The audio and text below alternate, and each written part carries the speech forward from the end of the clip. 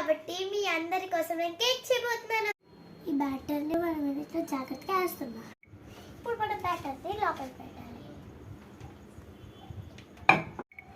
ఇప్పుడు నా ఓవెన్ని 35 మినిట్స్లో సెట్ చేసుకున్నాను కన్వర్షన్ మోడ్లో. ఇప్పుడు మనం స్టార్ట్ బటన్ నొక్కాలి.